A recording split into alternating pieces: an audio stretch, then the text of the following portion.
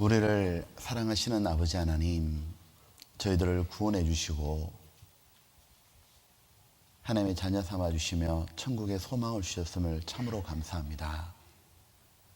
그리고 주님의 몸된 교회 가운데 있으면서 양육해 주심으로 세상과 구별되어 하나님의 음성을 듣고 하나님께 얘기하며 하나님의 일을 도모하며 살게 해주심을 참으로 감사합니다. 그리고 이 새해에 하나님 이 수련해 주심을 진심으로 감사합니다. 사모하는 자에게 만족해 주신다는 하나님 약속 의지합니다. 참석한 모든 분들 돌아갈 때 그 심령에 하나님의 은혜의 말씀으로 가득 채워주시고 오직 주님 뜻대로만 살고자 하는 의지를 주시길 원합니다. 우리의 지성을 하나님 밝혀주십시오. 우리의 마음을 하나님께로 더 가까이 오게 해주십시오. 우리의 의지를 주께 드릴 수 있도록 순종할 수 있는 힘 주시기를 원합니다. 모든 것 주님께 부탁드립니다. 우리의 영혼을 채워주시옵소서. 주 예수님 이름으로 기도드렸습니다. 아멘. 성경 잠언 5장입니다.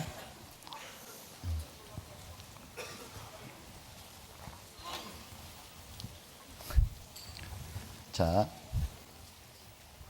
잠언 5장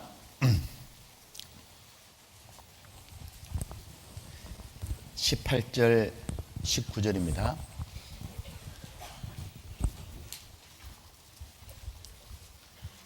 자, 18절 19절 찾았으면 함께 읽어보겠습니다. 내 셈으로 복되게 하라. 내가 젊어서 취한 아내를 즐거워하라. 그는 사랑스러운 암사슴 같고 아름다운 암노루 같으니 너는 그 품을 항상 족하게 여기며 그 사랑을 항상 연모하라. 자, 사슴은 하나님이 정하신 정결한 동물이죠. 그래서 그리스도인의 모형이라 할 수 있는 거예요. 세상에 사슴의 종류가 몇 종 정도 있을까요? 한 60여 종 있나 봐요.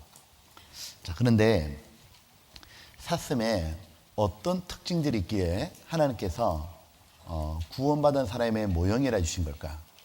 하나님은 이런 사물이나 짐승을 통해 가지고 하나님이 설명하시고자 하는 게 있잖아요. 사슴을 통해 가지고는 구원받은 사람 모습이 이런 거다. 구원받은 사람이 이렇게 되길 원하신다는 걸 보여주시는 거예요. 자, 사슴하고 돼지하고는 다르잖아요. 자, 사슴의 특징 몇 가지 먼저 말씀드려 볼게요. 첫 번째입니다.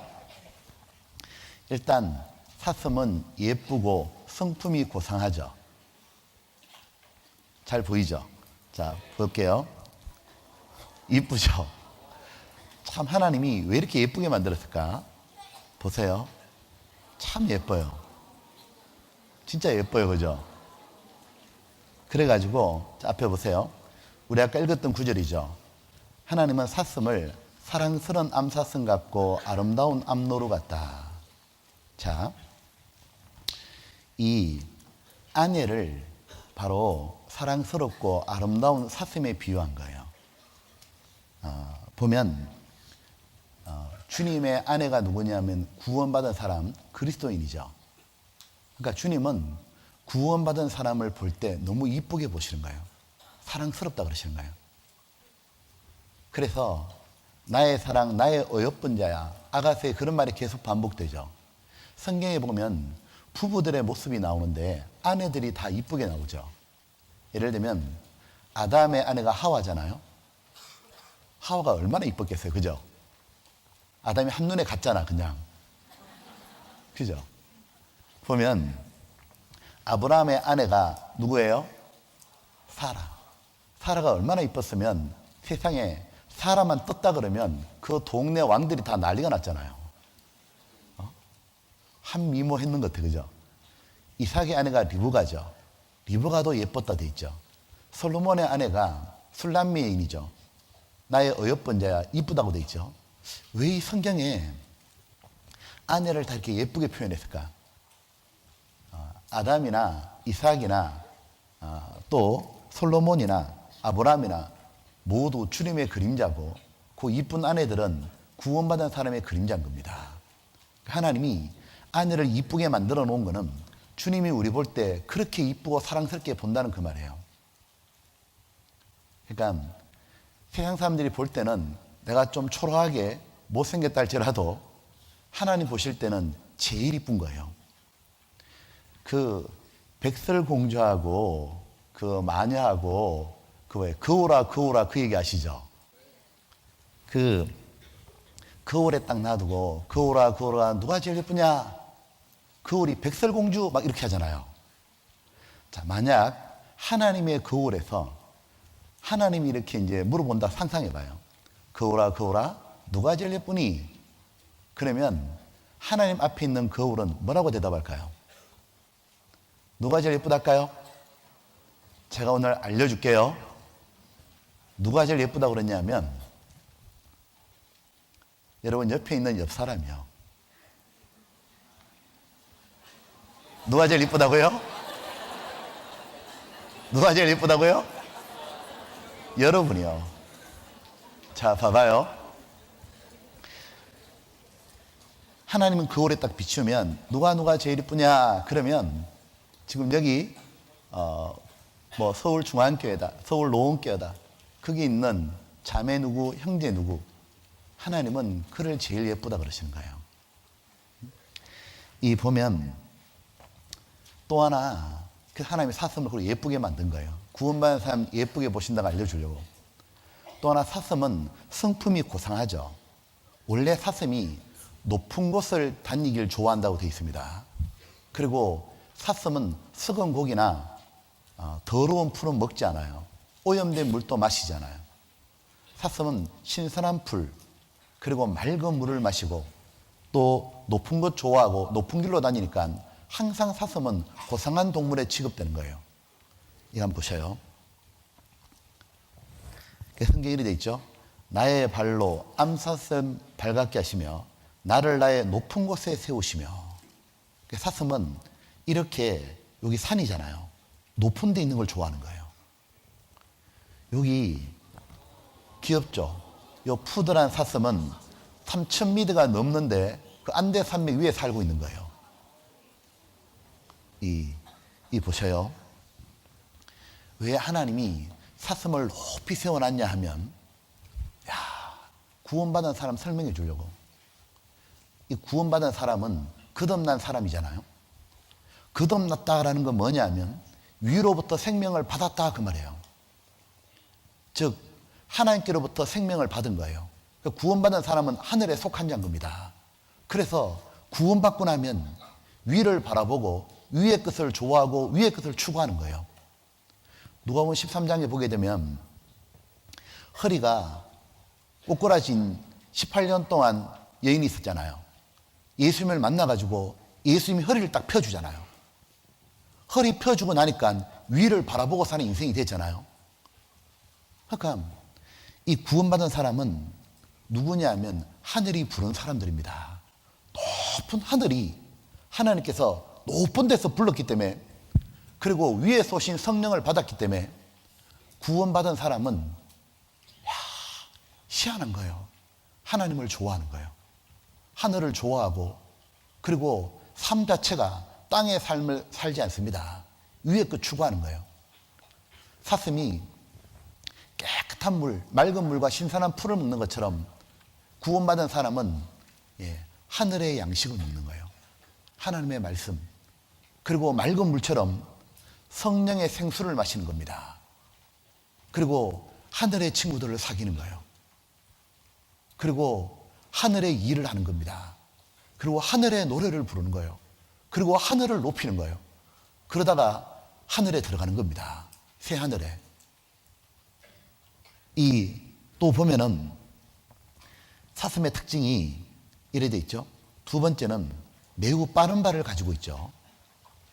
그래서 사슴을 보게 되면 이렇게 늘 뛰어다니잖아요. 너무 빠르잖아요.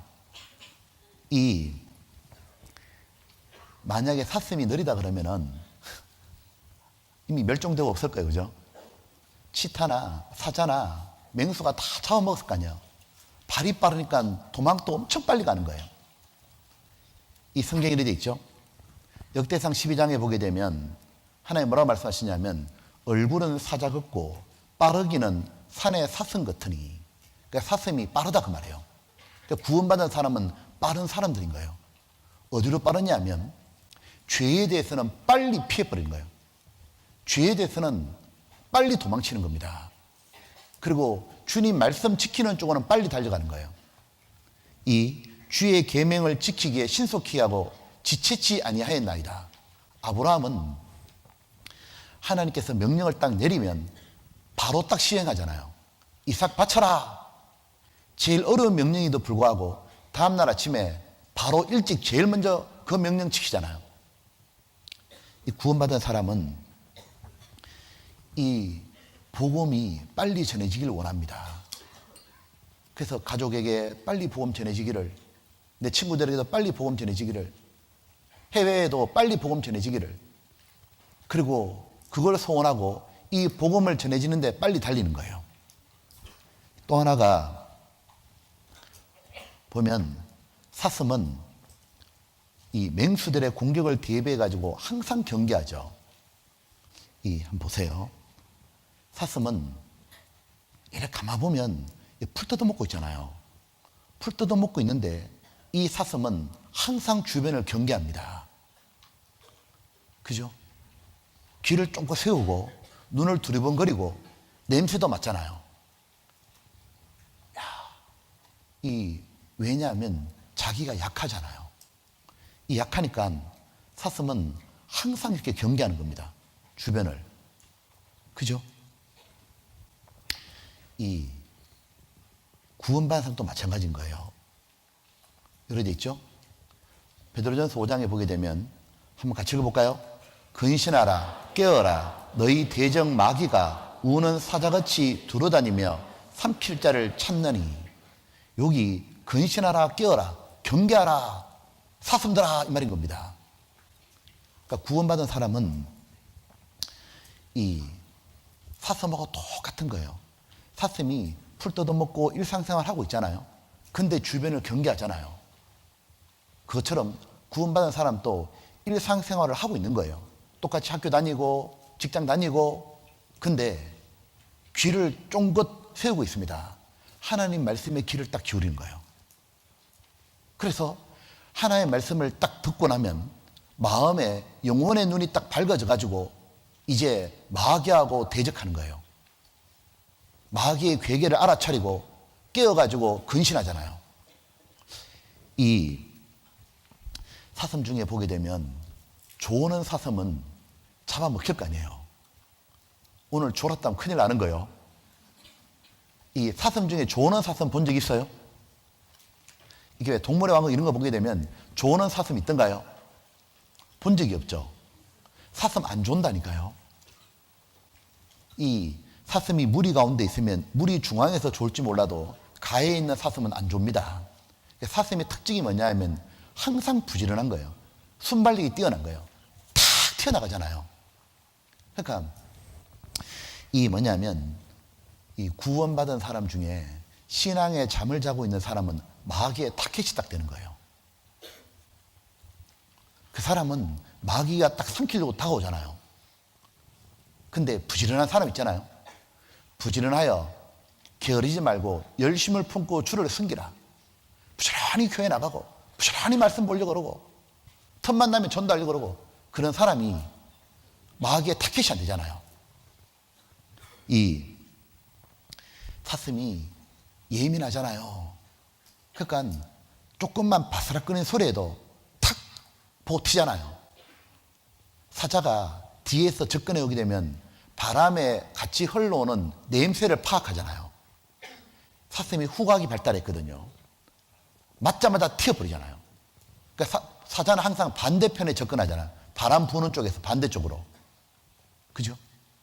아까 구원받은 사람은 죄에 대해서 예민하고 죄를 벗어나려고 빨리 달리는 거예요. 그리고 이 사슴은 이 서로 사귀는 걸 좋아한답니다. 사슴은 항상 무리 지어가 있죠. 이거 한번 보셔요. 사슴은 보면 네 번째 특징이 뭐냐면 서로 사귀는 걸 좋아하고 항상 모으려고 그러는 거예요. 그죠? 항상 모여 있죠. 항상 모여 있죠.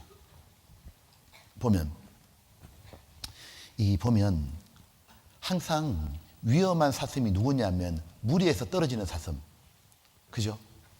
우리 동물의 왕국 보면 치타나 사자가 이렇게 딱 사슴 잡으려고 뛰어갈 때, 스프링버기나 이런 거 잡으러 탁 뛰어갈 때 제일 잡기 쉬운 놈 잡으러 뛰어가는 거예요. 누굴 제일 잡기 쉽냐면 무리에서 떨어져 있는 것. 한쪽으로 몰면 다 몰리잖아요. 탁 잡잖아요. 그러니까 사슴은 자기가 연약한 거 아니까 항상 무리 속에 들어가려고 그러는 거예요. 그리고 무리 가운데 같이 있게 되면은 어떤 게 있냐면 이 짐승의 타겟도 안 되지만은 무리 속에는 오래된 사슴이 있잖아요. 엄마 사슴들. 경험이 많은 사슴. 그래서 이 경험이 많은 사슴은 어디 가면 좋은 풀밭이 있고 어떻게 해야 맹수를 피하고 이걸 잘 알잖아요. 그래서 새끼라도 어린 사슴이라도 무리 속에 들어있으면 따라가다 보면 좋은 풀밭 만나는 거예요. 잘 먹잖아요. 그러니까 구원받은 사람도 마찬가지입니다. 신앙이 성장한 사람하고 늘 같이 다녀야 되는 거예요. 지혜자와 동행하면 지혜를 얻고, 이 보면 서로 돌아보아 사랑과 선행을 격려하며 모이기를 피하는 어떤 사람들의 습관같이 피하지 말고. 누가 마귀 타겟이 되느냐면 모이기를 피하지 마라 그랬는데 어떤 형제들은 자매들은 보면은 툭 크면 모이기를 피하는 겁니다. 모임을 안 가려고 그래. 오늘은 몸이 좀 아파서 안 가고, 오늘은 좀 늦게 일어나서 안 가고, 오늘 학교에 무슨 일 있다고 안 가고, 핑계를 계속 대가지고 모이는 게 습관이 되는 게 아니고 피하는 게 습관이 딱 되는 거예요. 이 사람 마귀 타겟 되는 거예요. 그죠? 누가 계속 모임에 깊이 들어오냐면 자기가 약한 걸 아는 사람은 계속 깊이 들어오잖아요. 자, 그리고 사슴의 특징이 또 뭐가 있냐면 사슴은 이렇게 돼 있죠. 물을 떠나가지고는 살 수가 없는 거예요. 그죠? 이거 있잖아요. 이거요. 이쁘죠? 물 찾으러 오잖아요. 이렇게요. 성경에 뭐라 돼 있냐면 이렇게 돼 있죠. 한번 같이 읽어볼까요? 하나님이여 사슴이 시냇물을 찾기에 갈급함 같이 내 영혼이, 이 사슴이 참 희한한 거는요, 이 사슴은 풀을 못 먹어도요 조금 버티는데 물을 못 마시면은 어떻게 할 줄을 모른답니다.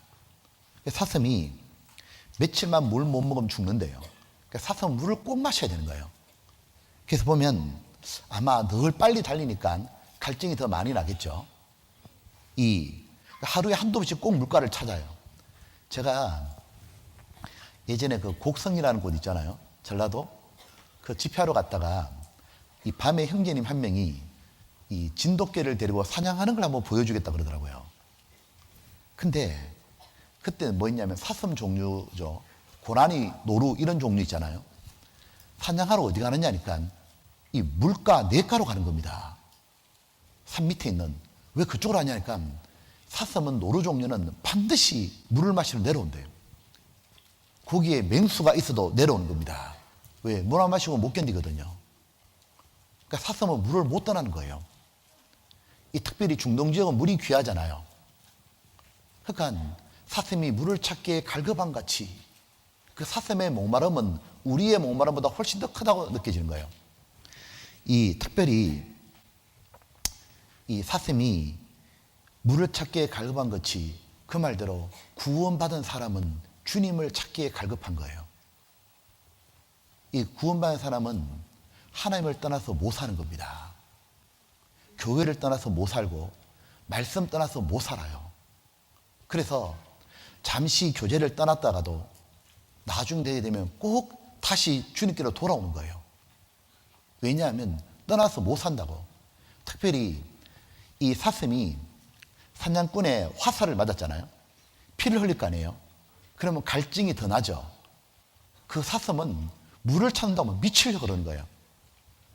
지금 여기 시편 42장에 요 앞에 화면에 하나님이여 사슴이 시냇물을 찾기에 갈급한 같이, 요 상태는 뭐냐면 그냥 갈급한 게 아니고 마치 화살을 맞은 듯한 사슴인 거예요. 피는 빠져나가지, 목은 타지. 그것처럼 내 영혼이 주를 찾기에 갈급하나이다. 이 시편 기자의 상황이 뭐냐면 자기가 너무 힘든 일이 있는 거예요. 너무 원통하고 너무 억울하고 너무 아프고 너무 힘든 거예요. 구원받은 사람은 너무 힘들고 어렵잖아요. 그러면 항상 하나님을 찾는 거예요. 교회를 더 찾고 더 기도하게 되고 성경 말씀에 더 다가오게 되는 거예요. 구원 안 받은 사람은 세상으로 가버리잖아요. 근데 이 구원받은 사람은 힘든 일이 있을수록 하나님께 더 다가오는 겁니다. 물 떠나서 못 사는 거예요. 참 신비하죠. 사슴을 그렇게 딱 만들어가지고 하나님 구원받은 설명하시는 거 봐요. 그리고 이게 있습니다. 6번은 사슴은 꼴을 먹지 못하면 달릴 수가 없죠. 자, 예레미야가 1장 이런 말씀이 있어요. 한번 같이 읽어볼까요? 꼴을 찾지 못한 사슴이 쫓는 자 앞에서 힘없이 달림 같도다. 자, 이거 뭐냐면 사슴이 풀을 못 먹었어요. 꼴을 못 먹었으니까 힘이 없잖아요. 뒤에 사냥꾼이 쫓아와도 달리고 싶은데 힘이 없으니까 달리질 못하는 거예요. 힘없이 달린 같도다. 조금 있으면 잡히잖아요. 뭘 알 수 있냐면 천하장사라도 먹지 못하면 힘 못 쓰잖아요. 그것처럼 구원받은 사람도 꼴을 못 먹잖아요. 영혼의 양식이 말씀을 못 먹잖아요. 그러면 힘이 없는 거예요.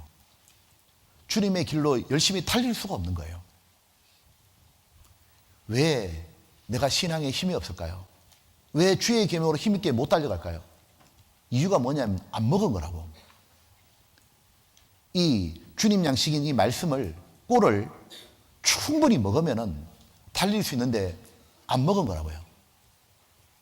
공과라든가 주일 말씀이라든가 성경 말씀을 귀를 기울이고 잘 듣잖아요. 그러면 신앙에 힘이 딱 생기는 거예요. 이 영혼은 달려가잖아요. 성경에 주께서 내 마음을 넓히시오면 내가 주의 계명으로 달려가리이다. 그 앞구절에 뭐라고 되어 있냐면 내 영혼이 주의 증거에 밀접하여 사오니, 딱 달라붙었는데 영혼이 어디 붙었냐면 주의 말씀에 붙어 사오니, 얼마나 말씀을 가게 했으면은, 얼마나 말씀을 정말 간절히 들었으면 말씀에 붙었다 그런 거예요. 그러면 주님이 내 마음을 확 넓히는 겁니다. 주를 위해 살고 싶다. 나도 정말 멋지게 살고 싶다. 하나님의 말씀이 사실이구나. 내가 죄를 버리고 정말 주님 뜻 따라 열심히 살아야겠다. 그 마음이 드니까 주의 계명으로 달려가나이다. 걷는 게 아니고 뛰어간다 그 말이에요. 이스라엘 백성이 출애굽하고 난 다음에 광야 40년을 지나갔잖아요. 그때 힘 있는 사람이 있고 힘 없는 사람이 있는 거예요. 힘 없는 사람들은 이 광야 여행을 해야 되는데 힘이 없으니까 못 따라가는 겁니다. 그럼 뒤에 아말렉 군대가 와가지고 잡아가 버렸잖아요. 왜 힘이 없냐? 하나님이 꼬박꼬박 내려주는 게 하늘 양식 만나였잖아요. 만나를 부지런히 먹으면은 힘이 있고 광야라도 힘 있게 걸어가거든요. 근데 안 먹는 거예요. 그 사람은 힘이 없으니까, 힘없이 달리니까 뒤에 아말렉 군대가 열심히 따라가지고 탁 채가 버리잖아요. 이 보면 이제 이 사슴이 이제 요런 특징이 있는 겁니다. 자, 이 중에서 이제 우리는 특별히 지금 마지막 시대를 살고 있죠. 그래서 주님 오실 때가 됐잖아요. 그래서 오늘 사슴 중에 중요한 거 세 가지를 한번 짚어보려고 합니다. 자, 이제 보면은 첫 번째가 뭐냐면, 자, 우리는 사슴 같은 성도가 돼야 되는데 사슴이 이쁘고 아름답고 사랑스러웠잖아요. 자, 우리는 첫 번째는 하나님 보실 때 진짜 아름다운 성도가 돼야 되는 거예요. 하나님 보실 때. 왜? 특히 마지막 시대이기 때문에 그런 겁니다. 자, 한번 제가 성경 퀴즈 한번 내볼게요. 맞춰보세요. 사람들에게 이제 곧 망한다고, 하나님의 심판이 만다고, 이제 완전히 멸망당할 거라고 계속 외쳤어요. 죄 때문에 하나님이 심판하고 멸망이 임할 거라고 멸망을 외치다가 직접 멸망당하는 걸 본 사람들이 있어요. 성경에 보면. 누구예요? 누구요? 맞아요. 노아예요. 또요? 예레미야. 저 친구는 나중에 저한테 커피 한 잔 사주세요. 아, 자, 보세요. 내가 사주는 게 아니고요. 자, 노아는 사람들한테 뭐라고 말했냐면, 하나님이 물로 심판한다 그랬다고. 하나님이 진짜 심판한다 그랬다고. 빨리 방주에 타라고. 노아는 정말 멸망한다고 말했는데 멸망하는 걸 봤잖아요. 그죠? 지금 예수님이 오시고 난 다음에 2000년이 지나갔잖아요. 계속 이제 주님이 재림하시고 종말이 있다 말했는데 역대 믿음의 선진들도 다 종말이 있다고 외쳤습니다. 근데 우리 시대는 주님 오시는 걸 보는 시대잖아요. 우리는 지금 나머지 친구들한테, 구원 안 받은 친구한테 말하잖아요. 세상 앞으로 끝날 거다. 휴거가 일어나고 7년 환란이 있고 이제 이스라엘이 러시아가 공격하면서 세계는 전쟁의 소용돌이 휘말리고 세상은 핵전쟁이 터져가 멸망하는 거다. 여기 있는 빌딩이 뭐고 다 없어진다 이제. 그래 말하는데 이 멸망을 우리가 본다고요. 우리는 살아있을 때 휴거가 일어난다고 믿고 있잖아요. 날짜를 모를 뿐이잖아요. 노아도 날짜 몰랐잖아요. 몰랐고 주님이 배에 들어가라. 주님이 들어가라는 날짜가 처음부터 알려준 게 아니잖아요. 들어가라 하고 들어갔잖아요. 주님이 이리로 올라오라. 우리 모두가 올라가는 날이 온다고. 우리가 지금 마지막 때 살고 있는 겁니다. 근데 노아가 살던 시대의 특징이 있죠. 어떤 특징이냐면 일단은 사람들이 먹고 사는 것밖에 신경 안 썼죠. 먹고 마시고 시집가고 장가가고 온통 먹고 사는데 정신이 다 팔려 있었잖아요. 그죠? 그러니까 노아가 무슨 말하든지 하나님 어떤 계획 가지고 있는지 아무 관심이 없잖아요. 이 보면 우리하고 똑같죠. 이거 한번 보셔요. 자, 우리 시대를 사회학자들이 뭐라 말하냐면 어뮤즈먼트 시대라고 그러죠. 어뮤즈먼트가 뭐예요? 오락의 시대다 그 말이에요. 오락의 시대. 오락의 시대가 되면 이 어뮤즈가 뭐냐면 어는 낫더 부정어예요. 뮤즈는 깊이 생각하다는 거예요. 그러니까 우리 시대는 오락에 빠져가지고 생각이 없는 시대인 거예요. 우리 시대는 보면 어떤 시대냐면 먹방이죠. TV 틀면 맨날 먹방, 아니면 여행 가는 거, 아니면 맨날 무슨 게임 하는 거, 맨날 뭐 연예인 뭐 노는 거, 드라마, 뭐 스포츠. 우리 시대 보셔요. 완전 오락 시대라 가지고 스마트폰, PC 게임, 먹방, 여행, 음란, 도박, 스포츠, 먹고 사는 것, 즐기는 것에 온통 다 빠져 있잖아요. 그죠? 그러니까 생각이 없는 거예요. 내가 왜 태어났고 뭐 때문에 살아야 되고 죽으면 어디로 갈지, 하나님이 지금 진짜 계시는지 뭐 하시는지 아무 생각이 없잖아요. 지금 시대가요. 딱 노아 시대와 똑같다니까. 그리고 또 한 가지 특징이 있는 거예요. 또 한 가지 특징이 뭐예요? 사람들이 외모를 가장 중요하게 생각했습니다. 노아 시대 때. 창세기 6장입니다.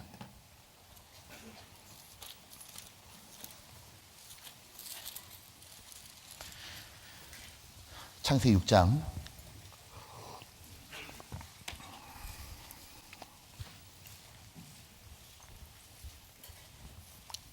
이래 돼 있죠. 2절에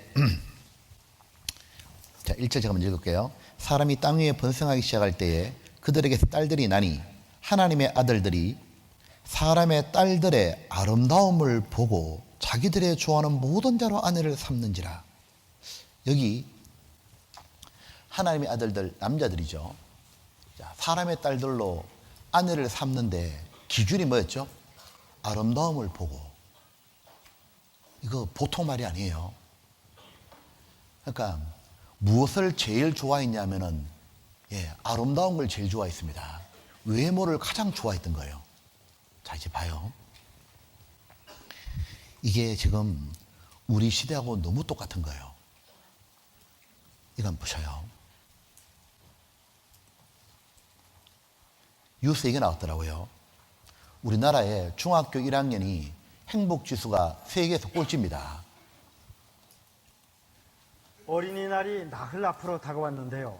우리나라 어린이들은 얼마나 행복할까요? 16개 나라 만 12세 학생들을 대상으로 행복도를 조사했더니 우리나라가 최하위로 나타났는데요. 특히 외모에 대한 불만이 행복도를 더 끌어내렸습니다. 윤진 기자가 보도합니다. 화장품 매장은 이제 10대 청소년들이 주요 고객이 됐습니다. 비비크림이나 파운데이션 같은 피부 화장은 기본. 성인들이 할 법한 색조 화장도 거리낌 없습니다. 컨실러 같은 거를 바르고 입에다가 틴트를 발라요. 그게 제일 기본적이에요. 하루가 마음에 안 드는 거 화장을 해서 많이 좋아요. 이 시기에 연예인들이 워낙 좋아하다 보니까 우리 얼굴에 좀 비교된다 그래요. 최근엔 성형수술을 하는 10대도 늘고 있습니다. 성장이 끝나지 않아 부작용이 우려되는데도 방학 때는 중고생 환자가 전체의 20-30%를 차지할 정도입니다. 예뻐져서 아이돌처럼 아주 유명한 사람이 되고 싶다는 거랑요. 친구들 사이에서 굉장히 경쟁력 있는 모습을 갖추고 싶다. 그런 의미에서 보통 상담을 하러 옵니다. 외모에 대한 관심이 지나치다 보니 불만도 큰 것으로 나타났습니다. 각 대륙에서 16개 나라를 골라 만 12세, 중학교 1학년 학생들을 조사했더니 외모 만족도에서 우리가 16위로 최하위였습니다. 10점 만점에 우리나라만 6점대로 유독 점수가 낮았습니다. 외모 불만은 전반적인 행복지수도 끌어내려 조사 대상국 중 꼴찌를 기록했습니다. 외모를 중시하는 사회 풍토가 어린이들의 행복에까지 영향을 미치고 있는 겁니다.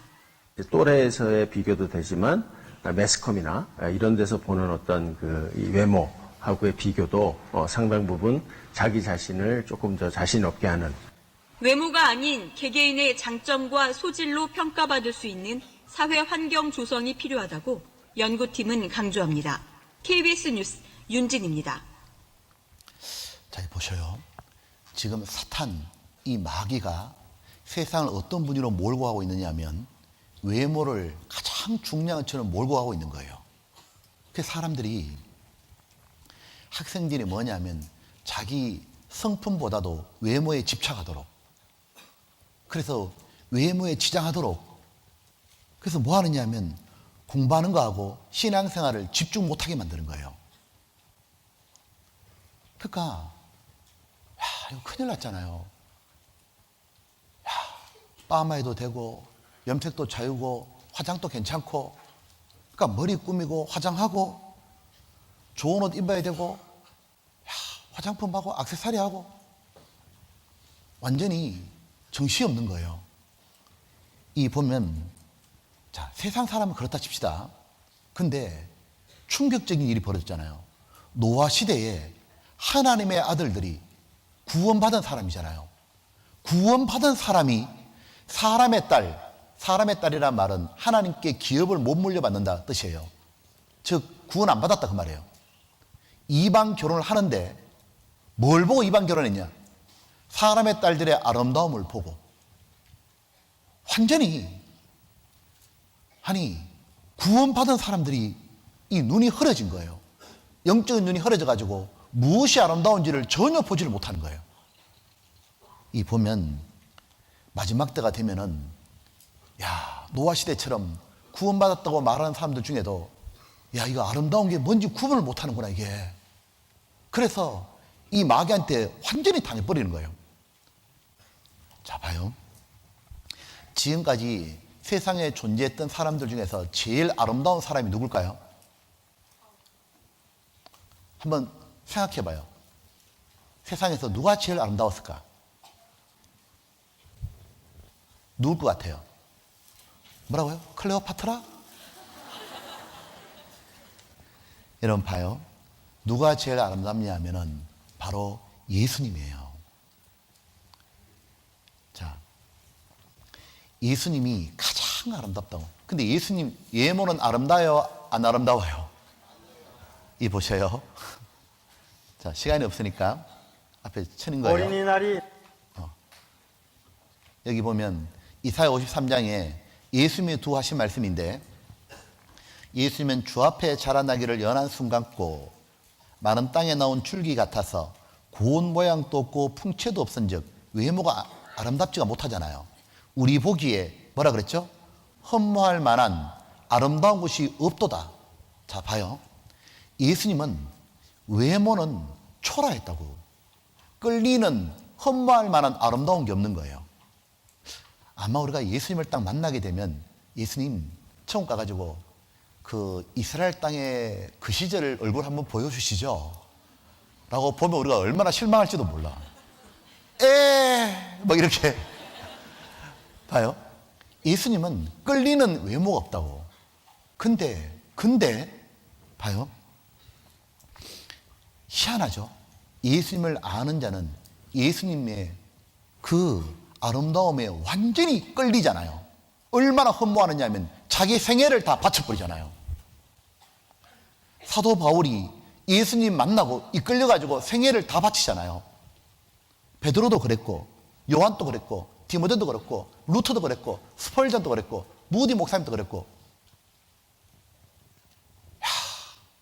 예수님이 이 말씀을 했던 거 기억나셔요? 자, 성경 요한복음 12장 이런 말씀이 있다고요.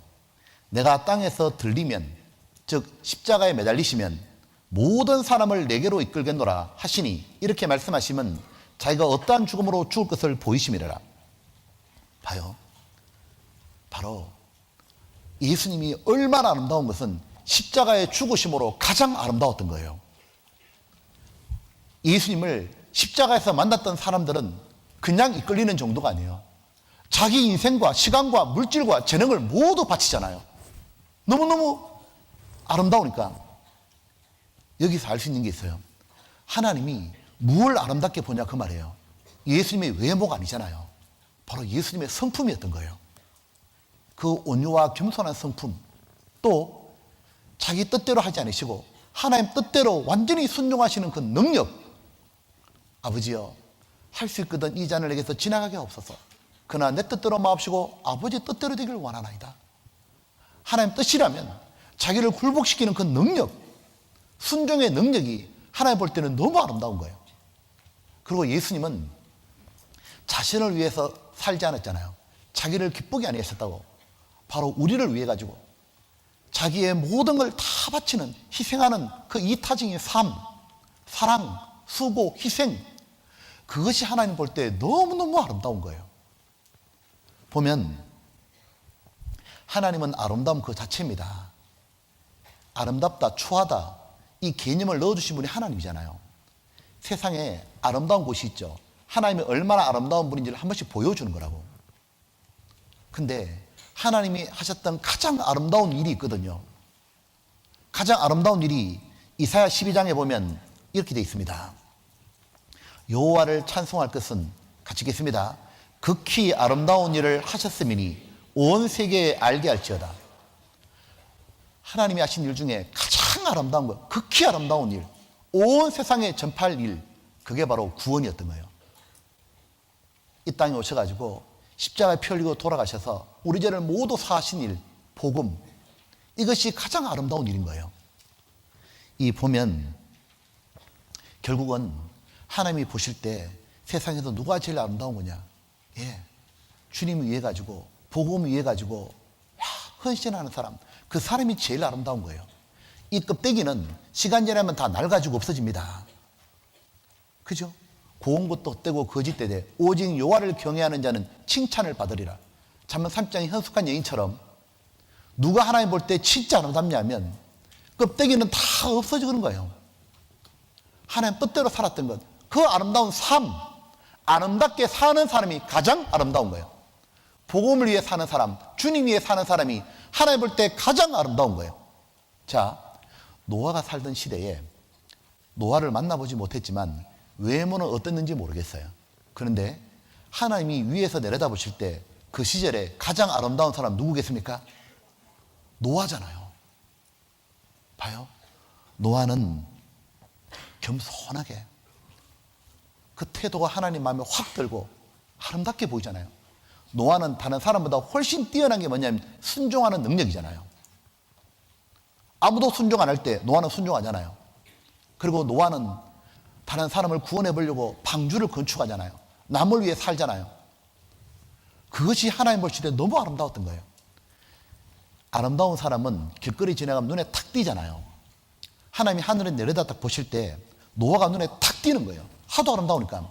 노아를 캐스팅해가지고 하나님의 구원과 역사의 드라마에 노아를 주인공으로 출연시켰잖아요. 이 보면 우리들은 뭘 갖고 해야 되느냐 하면 바로 내면을, 온유와 겸손함을, 하나님의 말씀에 순종할 수 있는 그 태도를, 다른 사람 위해 살아가는 그 삶을, 그 사람은 하나님을 완전히 매력을 이끌게 만드는 거예요. 하나님이 그 사람한테 반하잖아요. 하나님이 그에게 반하면 그에게 안 줄 게 뭐가 있냐고. 여러분, 하나님의 주목을 받아보셨어요? 하나님이 내한테 반하도록. 베드로전서 3장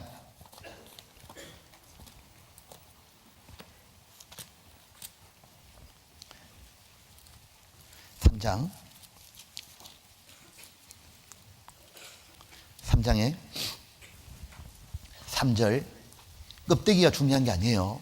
3절에 이래 돼 있죠. 자, 3절 4절 같이 봅시다. 너희 단장은 머리를 꾸미고 금을 차고 아름다운 옷을 입는 외모로 하지 말고 오직 마음에 숨은 사람을 온유하고 안정한 심령에 섞지 아니할 것으로 알아. 이는 하나님 앞에 값진 것이니라. 여기 3절은 모두 썩어지고 없어질 거예요. 껍데기는. 그죠? 아무리 이뻐도 시간 지나면 다 사라진다고. 여러분 보세요. 우리 구원받은 여기 청년들 있잖아요. 저 학생들 있잖아요. 예, 깨끗하고 단정한 건 좋은 거예요. 도를 넘어서면 안 된다고. 특히 학생 때 이 외모 쪽으로 여기에 힘을 쓰면 안 되는 거예요.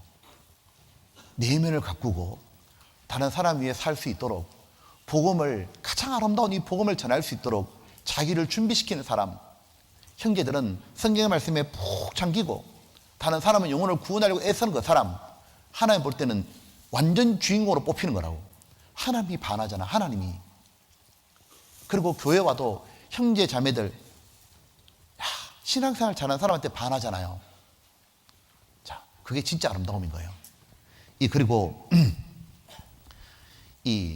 또 하나, 이 마지막 때에 정말 사슴처럼 바른 성도가 돼야 되잖아요. 이 사슴은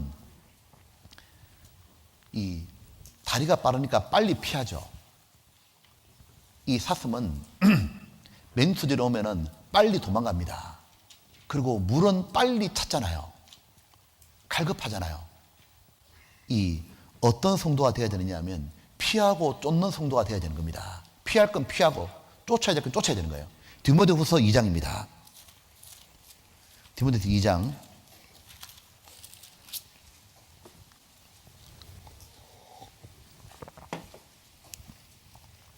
2장에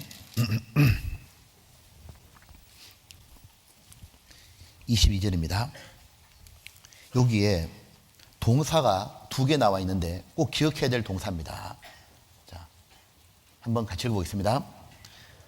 또한 내가 청년의 정욕을 피하고 주를 깨끗한 마음으로 부는 자들과 함께 의와 믿음과 사랑과 화평을 좇아라. 앞에 보시죠. 여기 사슴이 피하고 좇는 걸 잘하는 거예요. 사슴은 치타나 사자가 오면 어떻게 해요? 온 힘을 다해서 피하잖아요. 도망가잖아요. 그리고 물에 대해서는 갈망하잖아요. 쫓잖아요. 자, 우리들 말입니다. 보면 구원받은 사람도 피하고 쫓는 걸 잘해야 되는구나. 특히 마지막 때 요셉은 피하는 걸 잘했던 사람이잖아요. 보디발의 아내가 매일 동침하자고 늘 쪼르고 아무도 없을 때 옷 붙잡고 막 매달리고 동침하자 쫄랐잖아요. 그때 요셉 피하잖아요. 사슴처럼 옷 벗어버리고 사력을 다해가지고 뛰어나가 버리잖아요. 보면 피하는 게 먼저입니다. 일단 뭘 피해야 되느냐 하면 마귀의 덫을 피해야 되는 거예요. 이 마귀가 구원받은 사람을 실족시켜 버리려고 덫을 깔아놨습니다. 잠언 23장. 여러 가지 덫을 깔아놓은 거예요. 잠언 23장.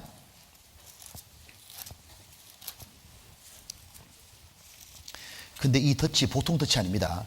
23장 27절입니다.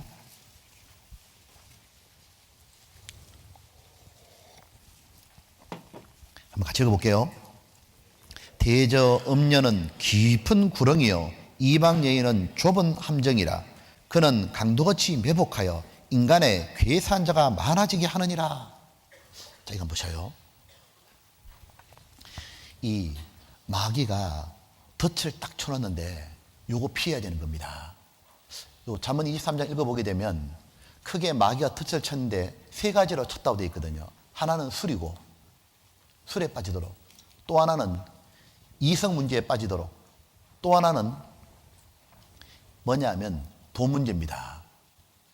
자, 요거를 우리 학생에 적용해 보자 그러면 이래야 되겠죠.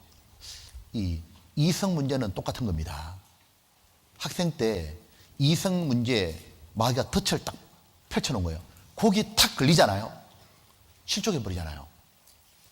그리고 또 하나가 뭐냐면 술인데, 여기 술 먹는 사람 없죠? 근데 술을 먹는 건 뭐냐면 방탕하다 말할 수 있는 거예요.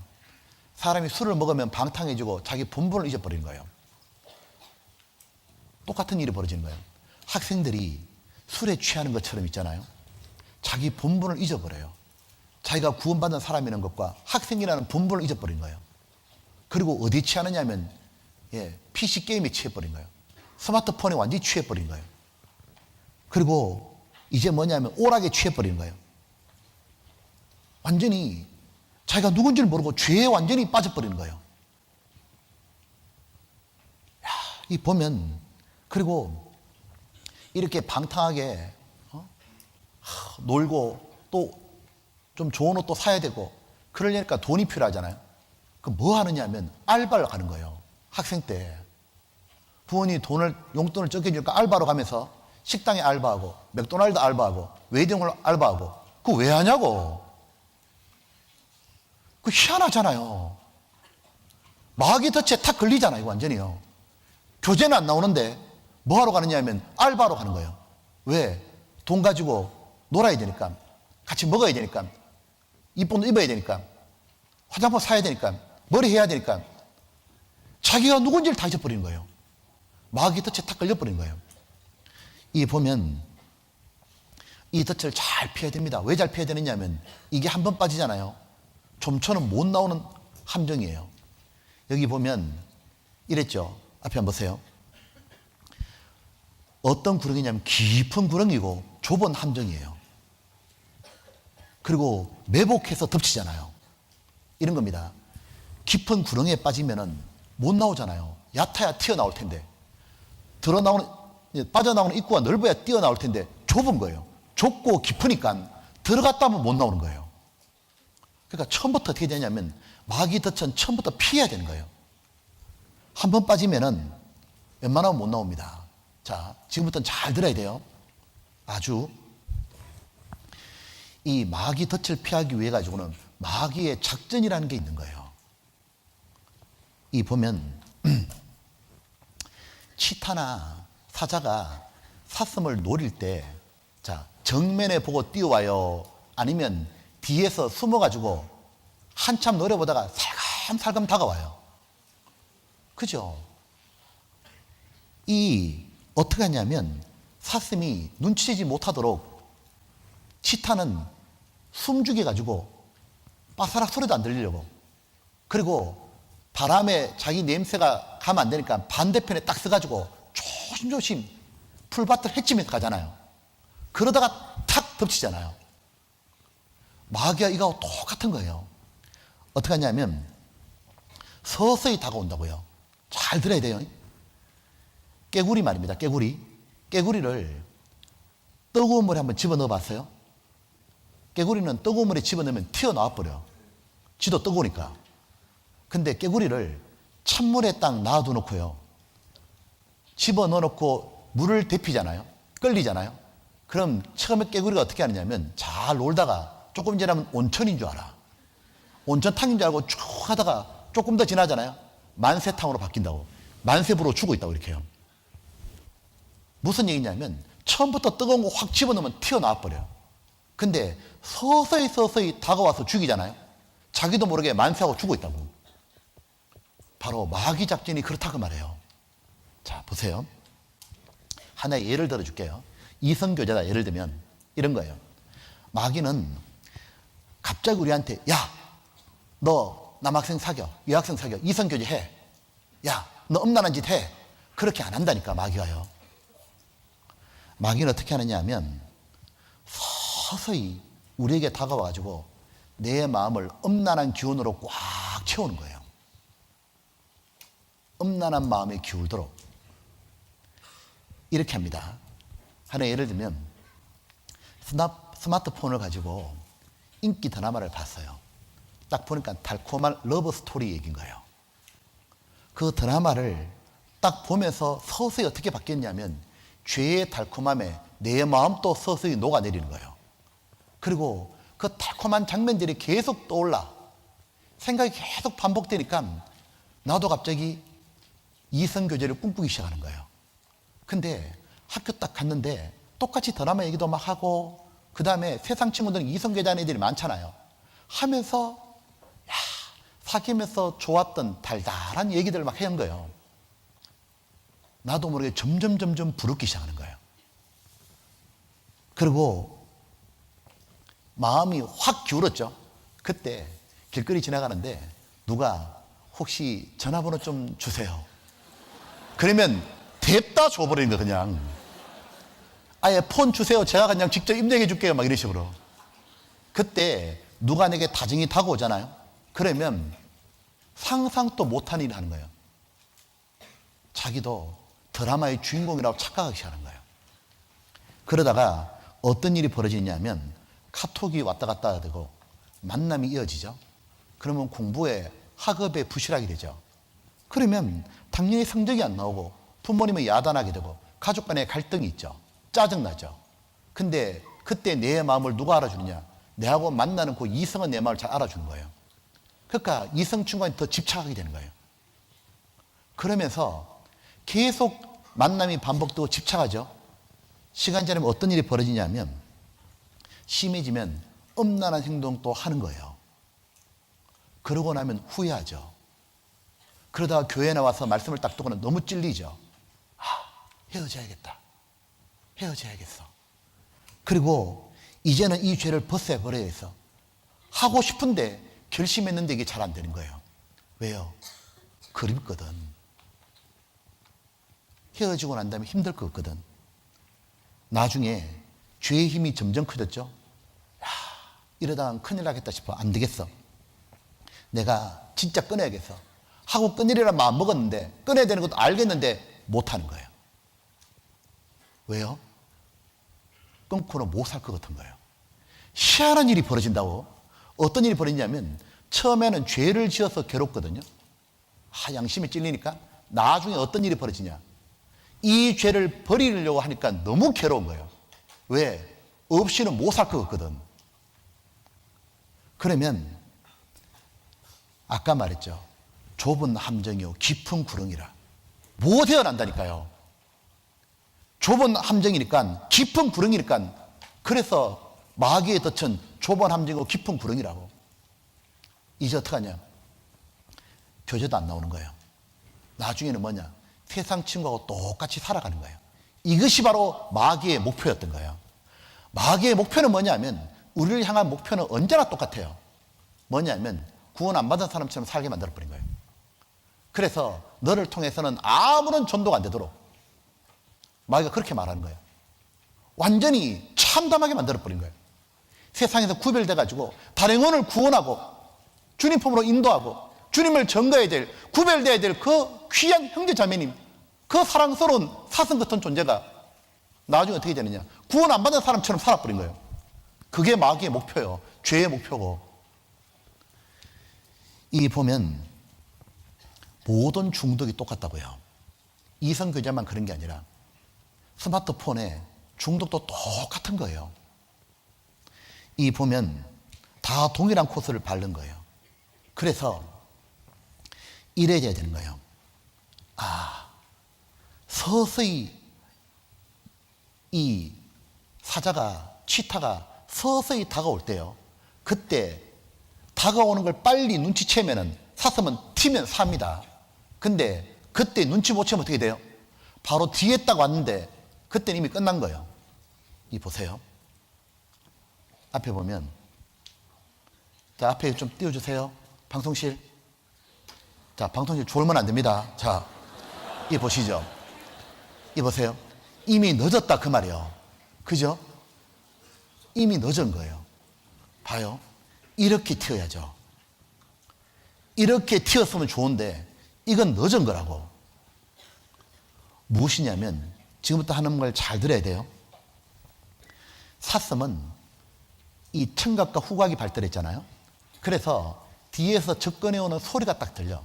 빠스락 소리 들리면 그때 튀어야 돼. 그냥 바람을 타고 치타 냄새 흘러와요. 그럼 무조건 튀어야 돼. 그때 어정쩡하다가는 끝나는 거예요. 똑같다고요. 우리가 죄가 내게 다가올 때 그때 튀어야 되는 거예요.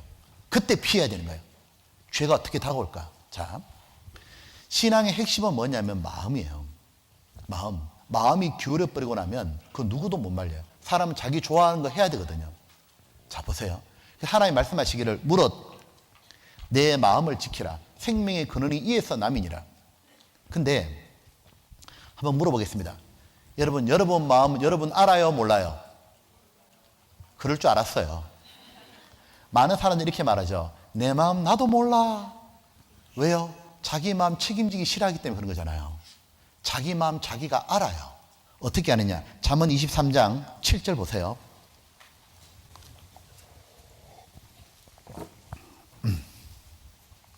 7절에 제가 읽을게요. 대저 그 마음의 생각이 없다 하면 그 위인 또 그러한즉. 자, 들어보십시오. 이제 잘 들어야 돼요. 마음의 생각이 없다 하면 그렇다. 즉 마음은 뭘로 표현된다는 거예요? 생각으로. 자, 제가 질문할게요. 요즘 내 마음이 어떤가? 그거는 이렇게 반대로 물어보면 돼요.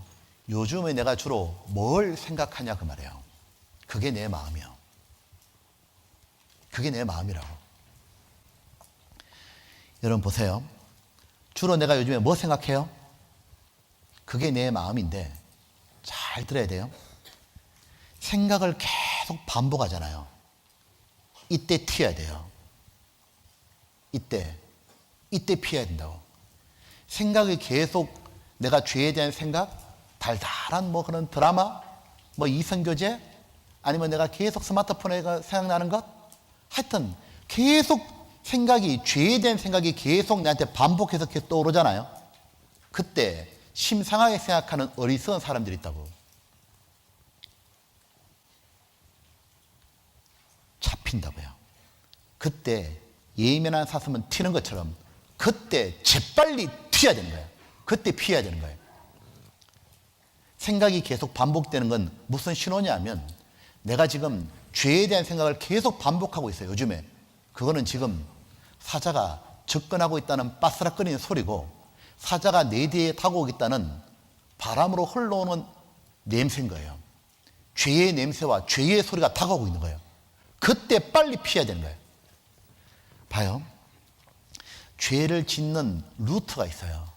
어떻게 되느냐 하면 생각을 계속 반복하게 되면 시간 지나가면 마음이 기울어요. 이제 죄 짓고 싶은 마음으로. 그러고 난 다음에 상황이 탁 주어지죠. 아무도 안 보죠. 죄를 탁 지어버려. 한번 행동하고 나고 난 다음에는 그 행동이 반복되죠. 한 번 한 거, 두 번 한 거, 세 번 계속하다 보면 나중에는 그게 내 습관으로 딱 잡히는 거예요. 습관이 되고 나면 그게 내 인격이요. 그 다음부터는 뭐냐면 완전히 죄의 노예가 되는 거예요. 그때부터는 죄가 주인이 되기 때문에 죄가 시킨 대로 다 해야 돼요. 노예는 주인의 말을 들어야 되잖아요. 죄가 이리 가, 저리 가, 교회 가지 마, 이성교제 해, 너 나쁜 짓 해. 시키는 대로 다 따라가고 있다니까. 왜요? 완전히 죄에게 잡혀버린 거예요. 여러분 이거 보셔요.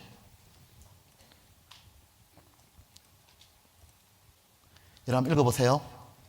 욕심이 잉태한 적 죄를 낳고. 잘 보세요. 이거는 아이를 임신하고 출산하는 걸 얘기하는 거죠. 자, 욕심이 잉태하고 나면, 임신하고 나면 10개월 지나면 애가 태어나야 되죠. 즉 욕심이 마음에 가득하고 나면 결국 뭐가 튀어나온다고요? 죄가 나오게 되고, 죄는 한 번 지으면 가만히 있잖아요. 애는 태어나면 시간 지나면 성장하고 자라잖아요. 죄가 장성한 적 사망을 낳느니라. 이 말은 뭐냐면, 엄마들한테 한번 물어봤어요. 나 키울 때 언제 제일 편했냐고. 그럼 엄마가 틀림없이 이렇게 대답합니다. 네 뱃속에 있을 때다. 그때 네가 말 제일 잘 들었다. 그 다음에 점점 자라면서 너는 중2 때 너무 무서웠다. 고등학교 되니까 대책이 없다 그냥. 무슨 얘기죠? 점점 자라면서 부모 말을 안 듣죠. 똑같다고요. 죄도 한 번 딱 태어나고 나잖아요. 잘한다고요. 반복하고 나면 그 다음부터는 내가 감당이 안 되는 거예요. 그래서 제일 중요한 건 뭐예요? 욕심이 잉태하고 나면 태어나는 거예요. 즉 마음이 죄 짓고 싶은 마음으로 꽉 차버리고 나면 끝난 거다 그 말이에요. 근데 이 마음이 죄 짓고 싶은 마음으로 꽉 차는 시작이 뭐냐? 생각이다 그 말이에요. 이 마귀는 처음부터 마음을 딱 공격 안 합니다. 어디를 공격하느냐? 마귀는 생각을 딱 공격하는 거예요. 생각을. 그래서 너가 지금 생각으로 짓고 있는 거 그거 별 문제 안 돼. 별거 아니야. 예수님이 뭐라 그러셨죠?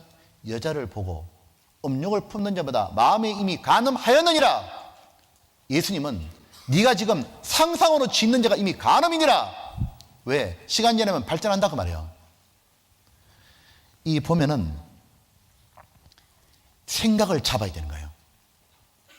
생각을 잡는 것을 그걸 바로 피한다 이렇게 말하는 거예요. 여러분 정확하게 알아야 돼요. 죄는 언제 피해야 되냐면 생각을 계속 잘못된 생각을 반복할 때 그때 빨리 돌아서야 되는 거예요. 시간 지나고 나면 대책이 없다고. 근데 생각은 주로 어떻게 생기느냐면 연상을 의해서 생겨나는 거고, 연상은 무엇을 보고 듣느냐에 따라 생각나는 거예요. 보면 맹모 삼천지교 들어보셨잖아요. 그죠? 맹자가 세 군데를 옮겼다잖아요. 어머니가 이사를.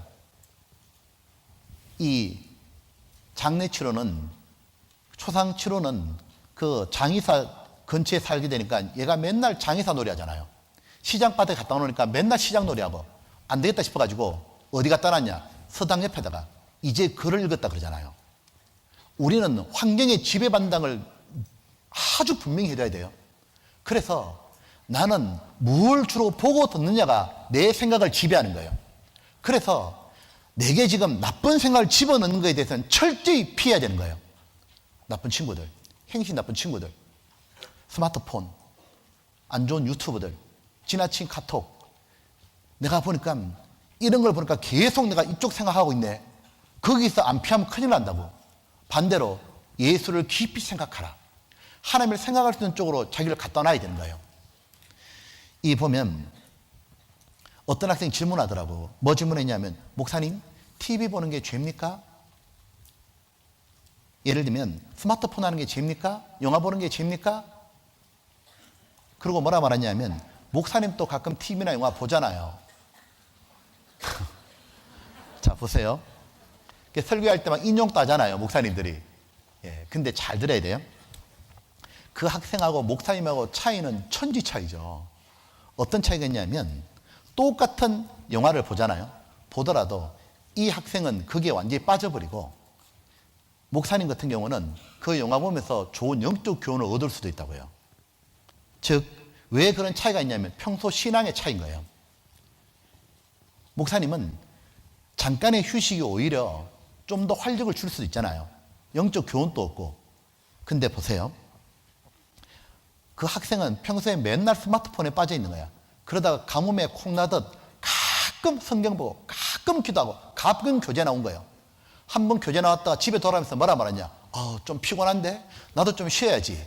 그리고 스마트폰으로 찾고 있는 거예요. 그거는 원래 자리로 돌아간 거예요. 그러니까 계속 똑같은 반복하는 생각하고 있는 거예요. 이 보면 결국 뭘 얘기하는 거죠? 예, 중요하니까 이 부분 TV나 드라마나 또는 스마트폰 그 자체가 죄가 아니라 그것이 지금 내게 얼마나 영향을 끼치고 있냐, 내 마음에 무슨 영향을 주고 있냐, 이걸 예민하게 봐야 된다 그 말이에요. 내가 지금 신앙이 성장한 사람의 특징이 뭐냐면 어떤 만약에 드라마를 봤어요. 근데 길거리 가다가 그게 계속 떠오르는 거예요. 뭘 하려고 하는데 계속 그게 생각이 나는 거예요. 그때 눈치를 딱 채는 거예요. 죄가 다가오네. 잘라야겠다. 그때 단호하게 탁 돌아선 거예요. 왜? 안 그러면 잡히거든. 이 보면 다윗이 엄난 죄를 짓고 난 다음에 달라진 게 뭡니까? 이래 말했죠. 내 눈앞에 비루한 걸 결코 두지 않겠나이다. 눈앞에서 아예 비루한 것은 아예 치워버리겠습니다. 그것이 나를 붙잡지 않게 하겠나이다. 나로 하여 헛하는 걸 보지 말게 하시고 주의 계명으로 향하게 하소서. 주의 정으로 향하게 하소서. 헛하는 것, 탐욕을 저쪽으로 향치 말게 하소서. 왜? 보니까 계속 생각이 나거든. 생각나다가 마음이 기울여버리고 잡혀버린 거예요. 그래서 이 보셔요. 자, 여기 보면 이 사슴은 사력을 다해 도망간다고요. 자, 물어볼게요. 여러분들 지금 여러분 주로 생각하는 것이 정말 계속 죄에 대한 생각이 나는데 저기서 온 힘을 다해 도망가냐고. 지금 늘 스마트폰 자주 하면 안 돼요, 이성교제 하면 안 돼요, 안 돼요만 들었지 사력을 다해서 도망가야 된다 생각하냐고. 생각이 지배받고 있으면 그때 튀어야 되는 거예요. 안 그러면 마음에 다 기울고 나면 그때는 끝나는 거예요. 그게 피한다는 말이고, 또 하나는 피하는 것만 해가지고는 안 돼요. 더 중요한 건 쫓는 거예요. 아까 피하고 쫓으라 그랬죠? 자, 디모데후서 2장에 아까 보면 앞에 보세요. 앞에 보세요. 찾았으니까. 또한 내가 청년의 정욕을 뭐라고요? 피하고, 그 다음에 같이 읽읍시다. 주를 깨끗한 마음으로 부르는 자들과 함께 의와 믿음과 사랑과 화평을 좇아라. 자, 쫓는 게 얼마나 중요한지. 자, 어떤 분이 자기는 TV 때문에 도저히 신앙생활이 안 된대. 그러니까 TV를 끊기로 결심을 한 거예요. 어떻게 했냐면, 도저히 내가 신앙생활 안 되겠다. 이분이 하루는 뭐 했냐면 TV를, 안방에 있는 TV를 들고는 창고에 갖다 놓은 거예요. 야, 훌륭하죠? 잘했죠? 피했죠? 근데 3일 지나고 나니까 뭐 하고 있냐면 창고 가서 그 무거운 TV 또 들고 오고 있는 거예요. 작심 3일로 끝난 거예요. 그리고 TV 딱 갖다 놨어요. 또 TV보다 빠졌어. 야, 안 되겠다. 어떻게 해야 되냐? TV 전선을 가위로 잘라버린 거예요. 야, 이제 TV 끝났다 싶잖아요. 일주일이 지났어요. 뭐 하고 있냐? 그 전선 다시 테이프로 붙이고 있는 거예요. 이렇게 끊어진 거. 야, 도저히 안 되겠다. TV를 없애버리자. 집에서 TV를 없애버렸어요. 잘 피했죠. 근데 이분이 한 열흘 정도 지나고 난 다음부터 집에 계속 밤에 늦게 들어와. 왜 늦게 들어오냐 그러니까 가만 보니까 요즘 이렇게 길거리 지나가면 하이마트 이런 거 있잖아요.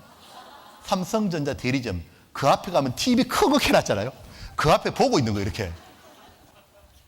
안 된다 그 말이에요. 왜요? 이분은 죄를 피하는 것만 했지 적극적으로 의를 쫓는 걸 안 했잖아요. 자, 하나 또 예를 들어줄까요? 제가 옛날에 그 다니받은 교회에 땅이 넓었어요. 그래서 이제 잔디밭을 만들자고 잔디밭을 이렇게 만들었는데 잔디를 분명히 심었는데 빽빽하게 심을 수는 없었거든요. 시간이 약간 풀이 나더라고요. 토끼풀 같은 거. 그 뭐 제가 그걸 뽑았어요. 이렇게 뽑는데 그거요 늦게 뽑잖아요. 뽑기 힘들어요. 어릴 때 빨리빨리 뽑아야 돼. 이렇게. 그러니까 생각으로 죄가 떠오를 때 빨리빨리 피해야 된다 그 말이에요. 근데 뽑아도 이게 계속 나는 거예요. 너무 힘들더라고. 한 번은 제가 그걸 막 얘기하고 있으니까 어떤 형제님이 저한테 얘기하는 거예요. 목사님, 그렇게 해서 안 됩니다. 뽑아봐야 또 나고 또 나고 또 납니다. 그럼 어떻게 하면 됩니까? 한 방에 끝내버리십시오. 어떻게 끝낼까요? 뭐라 했냐면 풀난 자리에다가 잔디를 다 심어버리래 그냥. 그러네. 풀났던 자리에다가 잔디 심어버리니까 끝나버린 거예요. 여러분, 축구할 때 최대 수비는 뭐죠? 최대 공격이요. 무슨 얘기냐면 죄를 피하는 데서 끝이지 말고 적극적으로 의를 쫓아야 되는 거예요. 이런 거 말입니다. 만약에 그러지 않으면 다시 그 죄를 찾는다고요.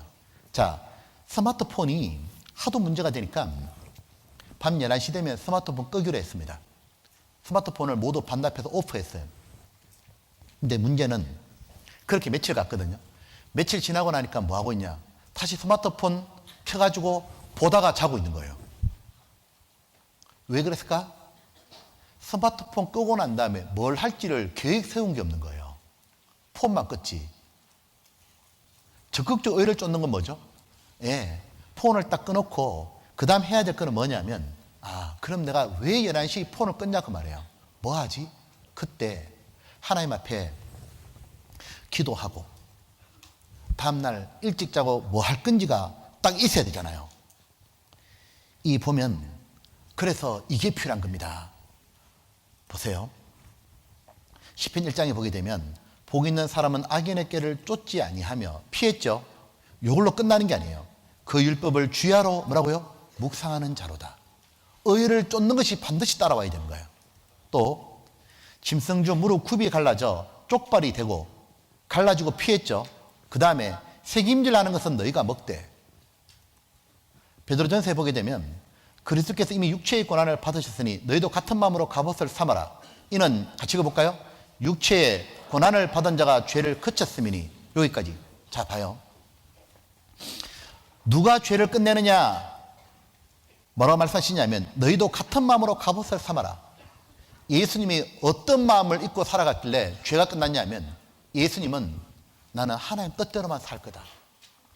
그 길이 십자가에 죽으라면 죽을 거고 내 이제 인생은 오직 주님 뜻대로만 살 거다. 그 마음, 어떤 고난이 있어도 내가 그 길을 갈 거다. 내가 이 인생의 목표다. 그 사람이 죄가 끝난다고요. 무엇이냐면 스마트폰 피하고 드라마 피하고 이성친구 피하고 좋은데 목표가 뭐냐고. 목표가 여러분의 목표가 뭐냐 이 말이에요. 구원받은 사람의 목표가 있잖아요. 나는 정말 주님 뜻대로 살 거다. 내 인생을 정말 주님께 바쳐가지고 주님을 기쁘시게 하고 주변 사람 구원하고 주님 주시는 영원한 존귀와 영광을 얻을 거다. 그 목표 말이에요. 그걸 쫓는 거예요. 이 보면 이거 말입니다. 이 적극적으로 주님을 쫓잖아요.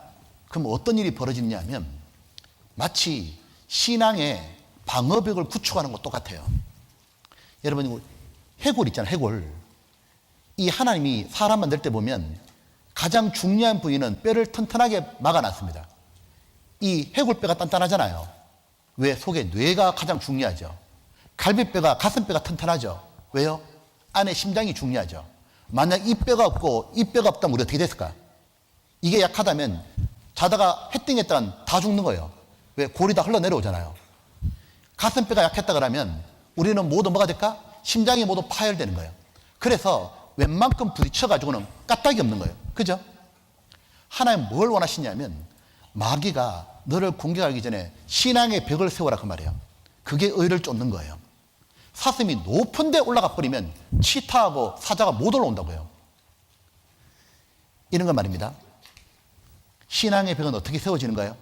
그게 바로 말씀 생활, 기도하고 교제하고 전도하고 이러면서 신앙의 벽은 점점 튼튼해지는 거예요. 근데 마귀는 어떤 작전을 펼치니까 일단 이거부터 못하게 해버린 거예요. 일단 교제 끊어버린 거예요. 일단 우리 말 배웠죠. 말은 뒷발 힘줄 끊어버리면 아무것도 못한다고. 교제 끊어버리고 말씀 생활 못하게 하고 기도 못하게 하고 일단 신앙의 방어벽이 딱 없어지고 나니까 그 다음부터는 무차별 폭탄이 가해지는 거냐. 죄에 대한 폭탄이. 이 보면 이스라엘이 블레셋과 전쟁하고 난 다음에 블레셋 사람이 어떻게 했냐면 이스라엘 사람의 대장장이 철공도를 모두 포로로 끌고 와버렸어요. 왜? 철공만 없으면 무기 만들 사람이 없잖아요. 자기들은 철무기 있으니까 아무 때고 와서 맨날 두드려 팰 수 있는 거예요. 그래서 마귀가 노리는 건 뭐냐면 신앙의 벽을 해제시키려고 그러는 거예요. 그래서 한 번쯤 교회 안 와도 돼. 기도 좀 안 해도 돼. 성경 안 봐도 돼. 의를 안 쫓아도 돼. 그게 반복시키는 거예요. 그러다가 그 다음부터 이게 안 되잖아요. 신앙의 벽이 얇아졌다 싶으면 그때부터 뭐냐면 무차별 죄에 대한 폭격을 가해버리는 거예요. 못 견딘다 그러면. 이 보면 이 신앙의 벽을 잘 세우기 위해 가지고는 이게 중요합니다.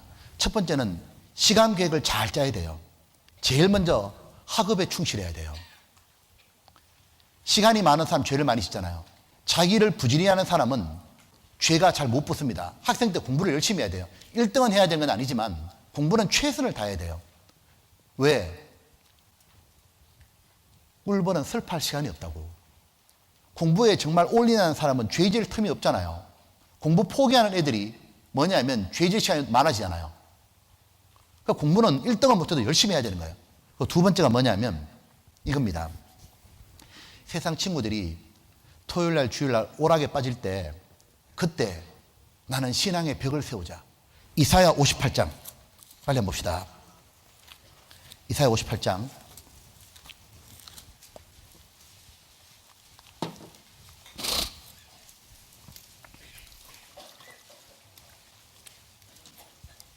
이사야 58장에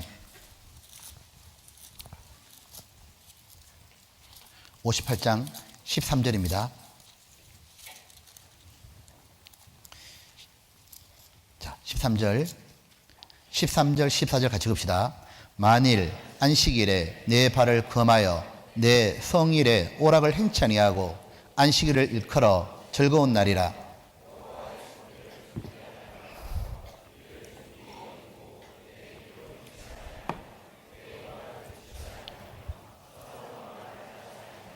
내가 여호와 안에서 즐거움을 얻을 것이라. 내가 너를 땅의 높은 곳에 올리고 내 조상 야곱의 업으로 기르리라. 여호와 입의 말이니라. 여기 보셔요. 이래 있잖아요. 앞에 보면 여호와의 성의를 존귀한 날이라 하여 이를 존귀 여기고 네 길로 행치 아니하고 네 마음대로 살지 않고 오락을 굳지 아니하며, 이 말입니다. 하나님이 정해준 날이 있다고요. 우리로 치자면 토요교제, 이런 동계수련회, 주일교제, 이런 날을 빠지면 안 된다고요. 이때 서양 친구들은 오락하고 놀러막 가잖아요. 자기 마음대로 살잖아요. 그때 나는 뭐냐면 하나님이 나에게 신앙의 벽을 세워주는 거다. 그때 어떤 일이 벌어지냐면, 그때 만약에 너가 정말 전심으로 참가하게 되면 내가 여호와 안에서 즐거움을 얻을 것이라. 하나님이 주시는 즐거움이 있다고. 그리고 내가 너를 땅의 높은 곳에 올리고, 높은 데 올라가니까 짐승이 못 따라오는 거예요. 피해진다고. 그리고 내 조상 야곱의 업으로 기르리라. 여호와 입의 말이니라. 야곱도 문제 많은 사람이었지만, 간사한 사람이지만 하나님이 기업고 길러가지고 이스라엘로 바꿔줬잖아요. 그 하나님 주시는 기업을 물려받았잖아요. 내가 아무리 문제 많은 사람이라 하더라도 지금까지 죄 짓고 살았다 할지라도 괜찮아요. 이제 어떡하냐. 내가 토요교제, 주일교제만큼 확실히 간다. 내가 그것도 예를 들면 늦게 참석하는 게 아니에요. 주일날 가서 공과 잘 들으려고 토요일날 일찍 자야 돼요. 자, 봐요. 특별히 신앙의 벽을 세우는데 중요한 게 있어요. 하루 시간 중에서 제일 중요한 건 바로 아침과 밤이에요. 다윗이 마귀한테 이 침대에 내줬다가 나중에 음란죄를 짓게 되잖아요. 보면 하루 중에도 제일 중요한 게 뭐냐면 아침, 저녁입니다. 그 중에 아침하고 밤 중에서 어디가 더 중요하냐? 밤이 더 중요한 거예요. 왜냐하면 밤늦게 스마트폰 마냥 하고 있잖아요. 다음날 하루 종일 다 망치는 거 이제요. 엉망된다고. 이 하루를 결정하는 게 뭐냐면 아침이 아닙니다. 밤입니다. 이스라엘은 창세기 1장에 보게 되면 날짜 셀 때 저녁이 되면 아침이 되니 이는 곧 첫째 날이라. 저녁부터 카운트하잖아요. 밤을 잘 준비해야 아침이 주어지는 거예요. 이 보면 원래 수능 만점자, 그 여학생이 이렇게 적어놨더라고요. 자기가 왜 만점을 받았냐? 두 가지를 잘한다는 거예요. 하나는 자기는 자기 자신을 잘 안다는 거예요. 자기가 얼마나 연약한 존재인지를 알고 있는 거예요. 두 번째는 뭐냐? 일찍 자고 일찍 일어났다고. 그거를 밤 12시에 자고 새벽 6시에 일어나는 걸 항상 했다고. 왜? 자기는 밤늦게 있으니까 문제 생기더라 그 말이에요. 세상 아이도 그걸로 그렇게 하잖아요. 어떻게 됩니까? 밤에 일찍 자야 돼. 스마트폰을 11시에 딱 꺼버리고 뭐 하느냐 하면 하루 있었던 일 하나님께 기도하고 오늘 하나님 앞에 반성할 거 반성하고 감사할 거 감사하고 공과 읽어야 될 성경 있으면 읽고 밤에 빨리 자는 겁니다. 그러면 아침에 일찍 일어나면 여유가 많아지잖아요. 아침에 일찍 일어나 시간만 있으면 뭐 하느냐? 그러면 자기도 당연히 성경 보게 되고 기도하게 되는 겁니다. 이 문제가 뭐냐면 언제까지 그렇게 해야 됩니까? 예, 이게 중요한 부분이에요. 어느 정도로 해야 그러면 내 마음에 벽이 확 쳐집니까? 예, 습관이 될 때까지인 거예요. 이게 완전히 자리 잡을 때까지. 예수님도 아침에 일찍 일어나 한정원에 나가서 기도하셨잖아요. 하나님 만나는 걸 제일 먼저 하셨는데 누가복음 22장에 보면 습관을 쫓아 감람산으로 가셨다고. 그게 몸에 배이신 거예요. 우리가 보면 잔디가 단번에 다 덮는 게 아닙니다. 서서히 덮이거든요. 우리에게도 중요한 게 뭐냐면 사슴이 높은 데로 뛰어 올라가는데 그러면 뒷다리가 튼튼해야 되잖아요. 이 뒷다리는 저절로 되는 게 아니에요. 운동해야 올라가잖아요. 꿀벅지 이렇게 말하잖아요. 신앙의 꿀벅지도 경건의 길 연습하라, 훈련하라, 반복하라. 저녁에 빨리 스마트폰 끄고 아침에 일어나는 것, 그거 습관 돼야 돼요. 이것만 되잖아요. 이것만 되면 여러분 인생이 바뀐다니까 진짜. 밤에 특별히 토요일날 밤은요 무조건 일찍 자야 돼요. 그래야 주일날 와가지고 충분히 말씀을 들을 거 아니에요. 공과를 충분히 참여하고. 평소에 스마트폰을 11시에 끄는 그 사람, 그리고 밤에 하나님 앞에 기도하는 사람, 공과 매일 읽으라는 것 하는 사람, 그 사람은 분명히 성공하는 인생 되는 거예요. 시간 지나 보세요. 그게 몸에 배이는 사람은 완전히 달라진다니까. 그 사람은 아침에 여유가 있는 거예요. 이 보면 그렇게 살아야 되는 건 알겠는데 왜 잘 안 될까? 하나는 첫 번째는 이겁니다. 이 좋은 습관이 형성될 때 처음에 저항하는 힘이 크다고요. 그것만 좀 견디면 돼요. 자, 살 빼려고 마음 먹잖아요. 그때부터 힘들다고. 근데 버티다가 얘가 포기할 때가 있다고요. 아, 힘들 때 좀 견디잖아요.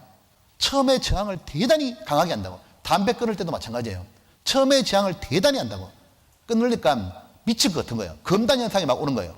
그거 좀 넘어가잖아요. 편해지는 거예요. 아, 그렇구나. 처음에 저항을 많이 하는구나. 왜? 워낙 이 죄에 대한 습관이 익었기 때문에 그런 거예요. 그리고 또 하나 이유가 중요한 게 이겁니다. 왜 안 되느냐 하면 이유는 간단해요.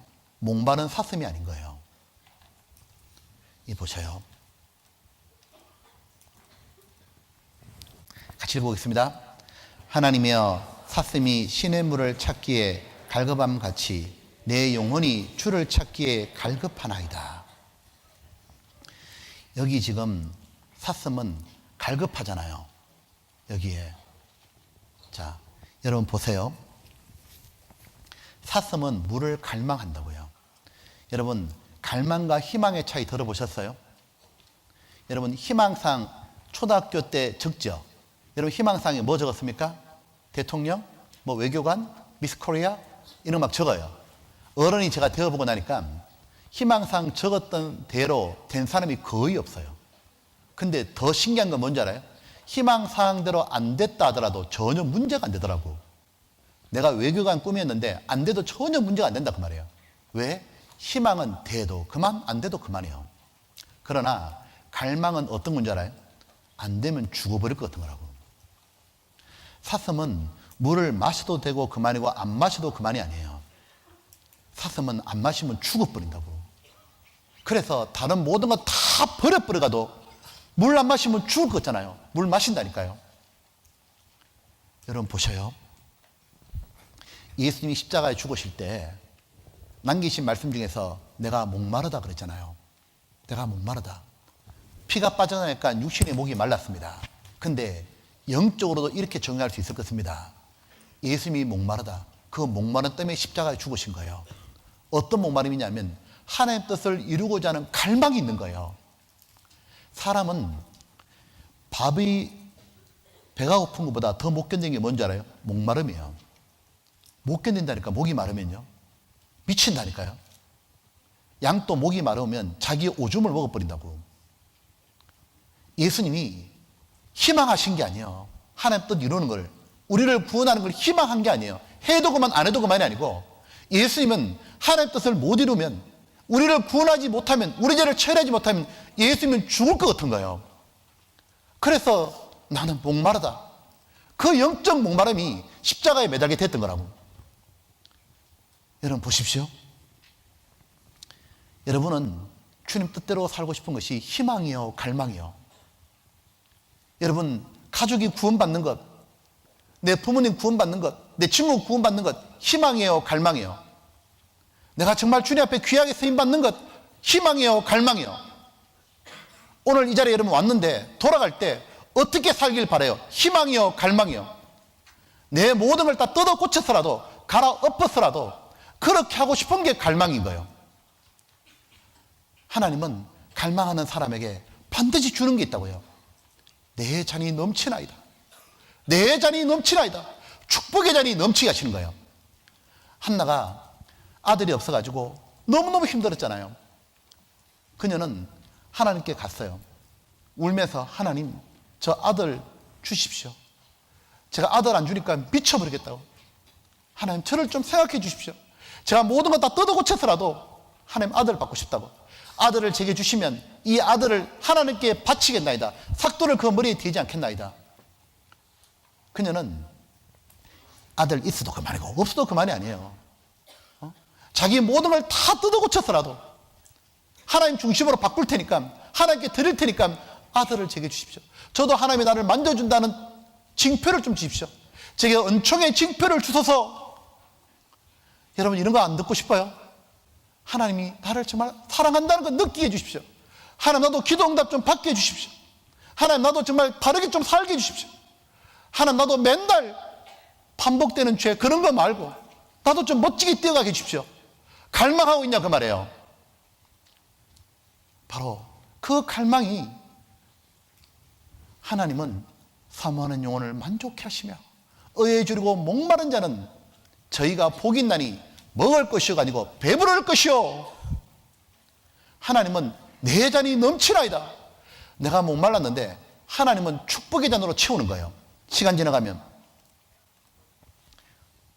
우리 이제 시편 23편 배웠죠. 바로 잔이 넘치나이다. blessing. 바로 축복으로 넘친다 그 말이에요. 이 갈망하는 자에게는 여러분 보면 특별히 이 사슴 발이 빠르거든요. 우리나라 우체국 로고가 뭐예요? 제비입니다. 한번 보세요. 우리나라 우체국은 이렇게 제비예요. 빨리 날아가야 되니까. 자, 맨날 미국 우체국은 말입니다. 말투가 빨리 전해줘야 되니까. 여러분 이스라엘 우체국 로고가 뭘까? 사슴이에요. 사슴 택배죠. 왜? 사슴이 발이 빠른데 특별히 창세기 49장 때문에 그런 거예요. 한번 읽어보겠습니다. 납달리는 노인 암사슴이라 아름다운 소리를 바라는도다. 야, 이 보세요. 납달리는 노인 암사슴이라.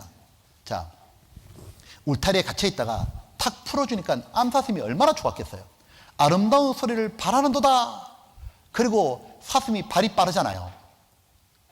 구원받은 우리도 똑같죠. 죄에서 해방되었습니다. 노예질 때 아름다운 소리 바라는 거예요.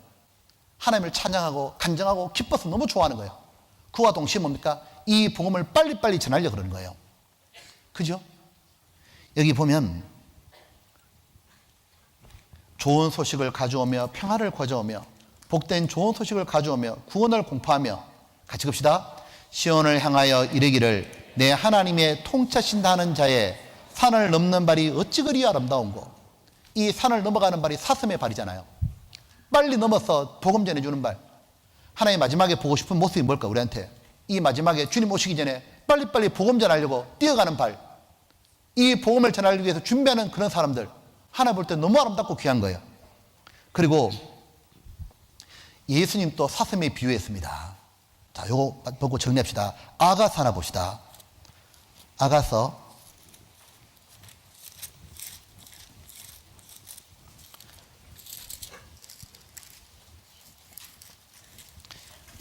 아가서 자 8장입니다.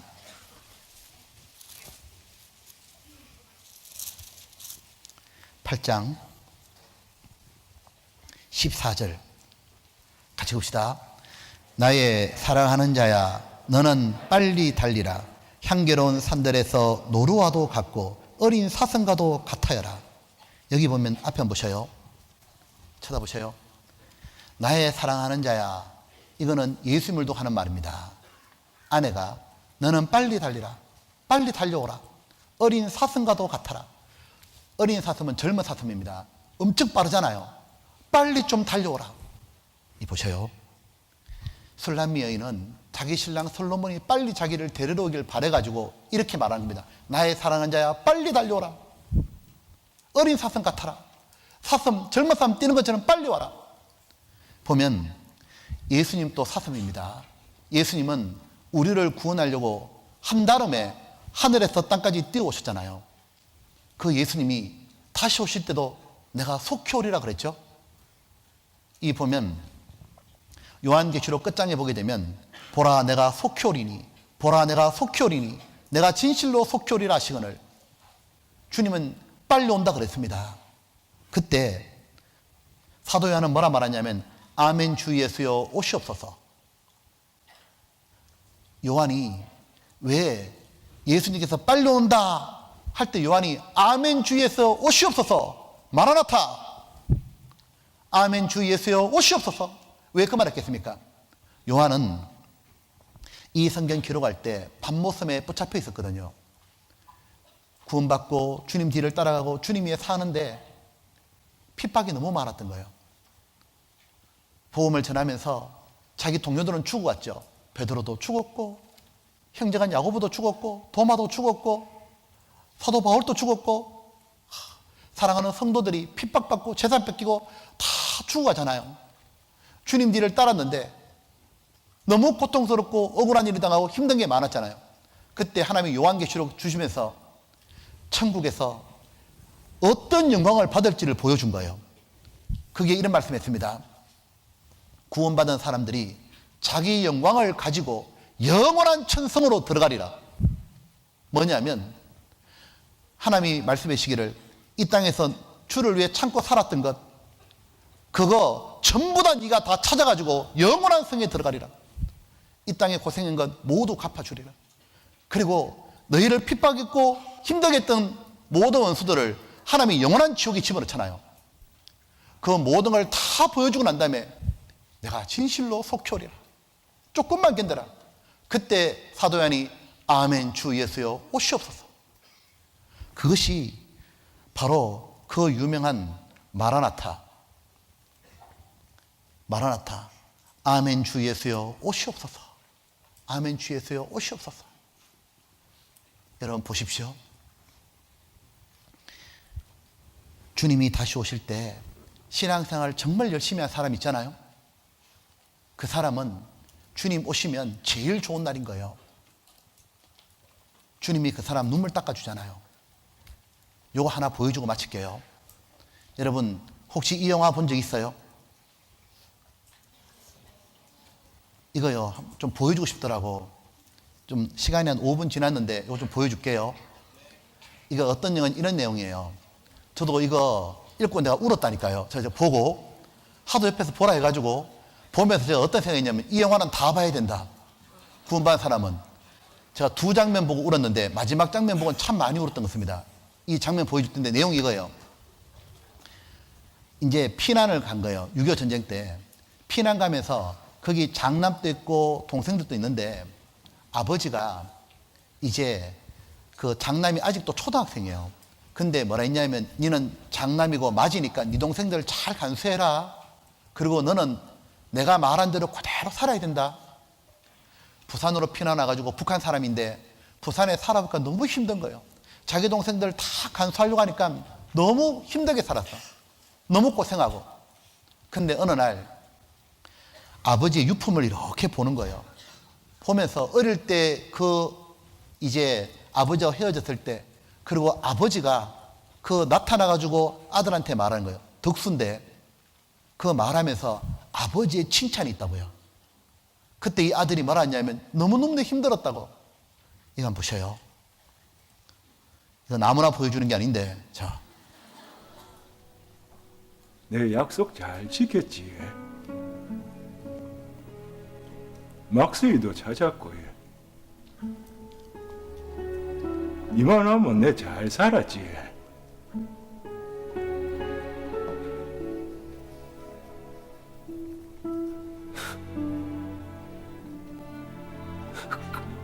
근데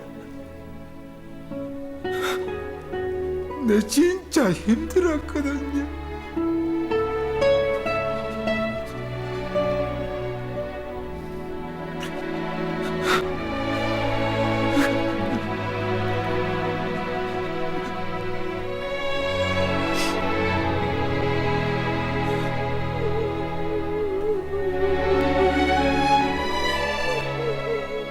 울지 말라고, 독수야.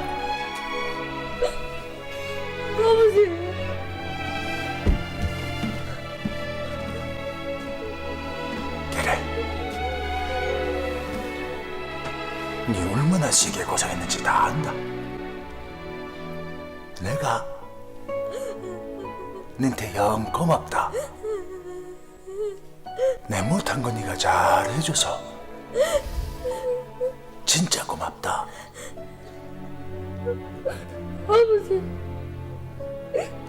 아버지가 되게 보고 싶었습니다. 그래.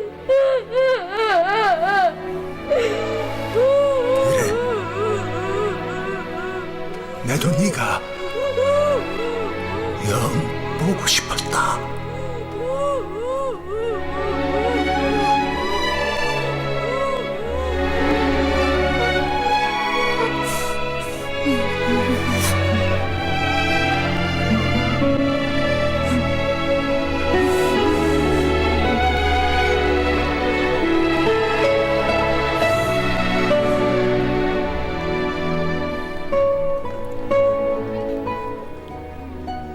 여러분 보세요.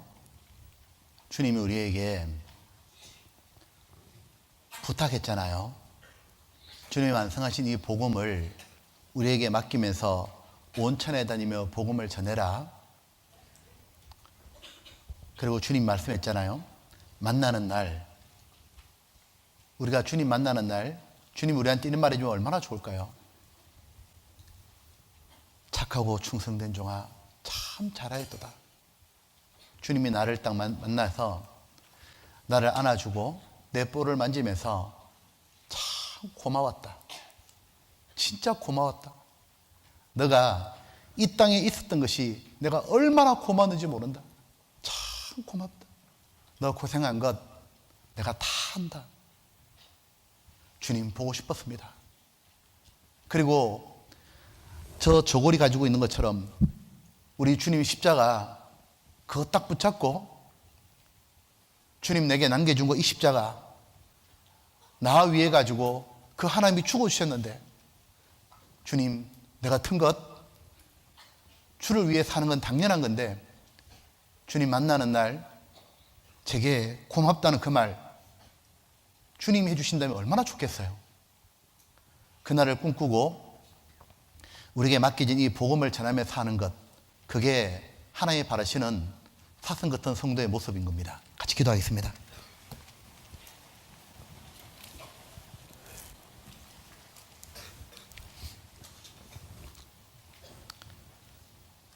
아버지 하나님, 저희들을 구원해 주셔서 정말 감사합니다. 천하고 아무것도 아니고 죄 많은 저희들 구원해 주시고 저희들과 함께 해 주시고 그리고 저희들에게 복음을 부탁해 주시고 그리고 함께 해 주시면서 다시 만나는 날 칭찬해 주실 것, 주님 저도 저희들도 주님의 칭찬을 받으며 주님을 꼭 안는 그런 날을 사모합니다. 머리 숙여 기도하는 우리 학생들, 이 귀한 분들을 하나님 사슴과 같은 그런 성도로 세워 주시옵소서. 모든 것 주님께서 축복해 주시길 믿습니다. 고마우신 예수님 이름으로 기도드렸습니다. 아멘. 자, 수고하셨습니다.